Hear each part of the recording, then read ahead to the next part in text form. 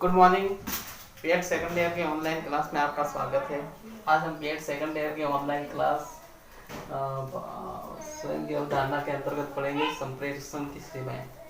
संप्रेषण का तात्पर्य एक व्यक्ति के द्वारा दूसरे व्यक्ति को अपने विचारों का किसी संसार के साधन माध्यम से विचारों का आदान प्रदान करना संप्रेषण कहलाता है। तो संप्रेषण की कुछ उचित सीमाएं होती हैं। वे सीमाएं इस प्रकार से हैं, इसके द्वारा संप्रेषण में कभी कभी रुकावट भी आ सकती है। इसके अंतर्गत निम्नलिखित प्रकार की सीमाएं हैं, इस प्रकार से पहला है रुचि का अभाव। संप्रेषण की पहली सीमा है क्या है? रुचि का अभाव।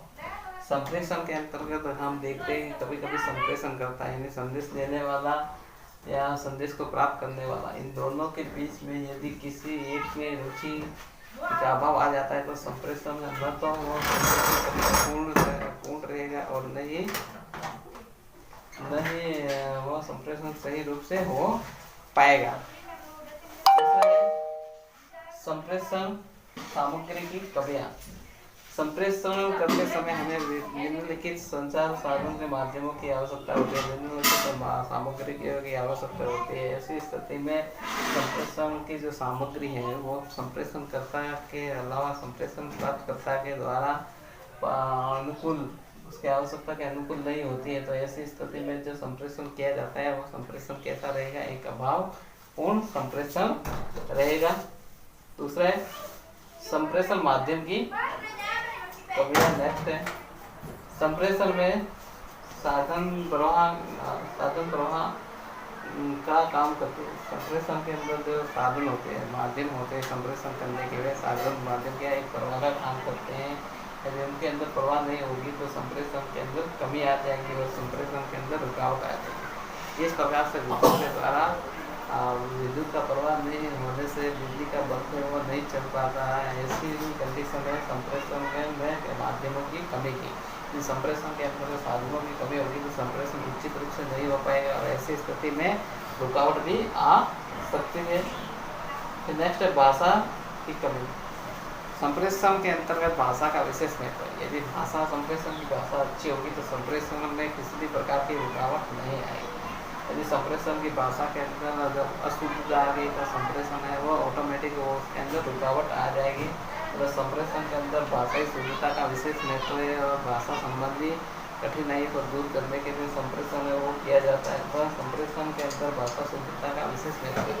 भाषा पूर्ण से शुद्ध होगी तो संप्रेषण है वो कभी भी रुकावट नहीं आएगी। तब संप्रेषण के अंदर भाषा की कमी के कारण भी कभी कभी संप्रेषण है वो नहीं हो पाता है। फिर नेक्स्ट है प्राप्तकर्ता संबंधी कमियां।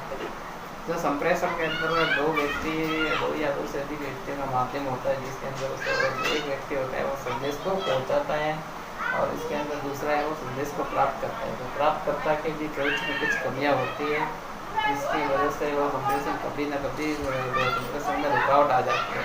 इसके अंतर्गत मानसिक स्वास्थ्य। यदि व्यक्ति मानसिक स्वास्थ्य रूप से सही नहीं होगा, उसका मानसिक संतुलन सही नहीं होगा तो ऐसी स्थिति में वो उचित संप्रेषण को ग्रहण नहीं कर पाएगा।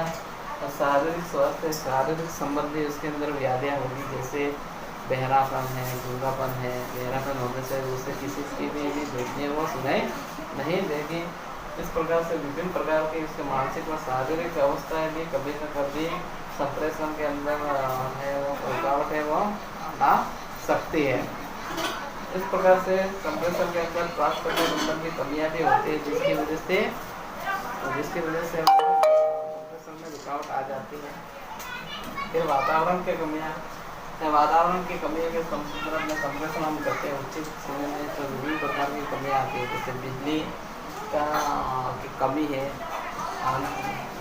अचानक तेज आंधी, बरसात, तूफान, उनकी वजह से भी संप्रेषण है वो असफल हो सकता है। इस प्रकार से ये लगभग सभी क्या थे संप्रेषण की सीमाएं थी। इन सभी के अभाव के बिना संप्रेषण है वो हम उचित प्रकार से सही पूर्ण रूप से संप्रेषण है वो नहीं कर पाते हैं। अतः संप्रेषण तो कुछ सीमाएं होती है, उन सीमाओं के आधार पर ही हम उचित संप्रेषण है वो कर सकते हैं और उचित संप्रेषण होता है वही एक सर्वश्रेष्ठ संप्रेषण होता है। अतः संप्रेषण की सीमाएं थी इस प्रकार से थी, जैसे रुचि का अभाव, दोनों में से किसी एक के अंदर रुचि न होना, सामग्री का अभाव, संप्रेषण के लिए जो उपयुक्त आवश्यक सामग्री है वो नहीं होना। नेक्स्ट है माध्यम की कमियाँ, संप्रेषण के लिए जो जरूरी माध्यम है संदेश को पहुंचाने के लिए उनकी कमियाँ होना। इसके अलावा भाषा की कमी, भाषा में अशुद्धता होना आदि। उसके बाद में प्राप्तकर्ता संबंधी कमियाँ, जिसके अंदर प्राप्तकर्ता का शारीरिक और मानसिक स्वास्थ्य आदि आते हैं। इसके अलावा वातावरण की कमियाँ, वातावरण में बिजली है, तूफान है, आंधी है आदि का आना भी कहीं न कहीं संप्रेषण में रुकावट है वो डालता है। इसी प्रकार से ये संप्रेषण की सीमा पर हमारा वीडियो था। आज की क्लास में इतना ही।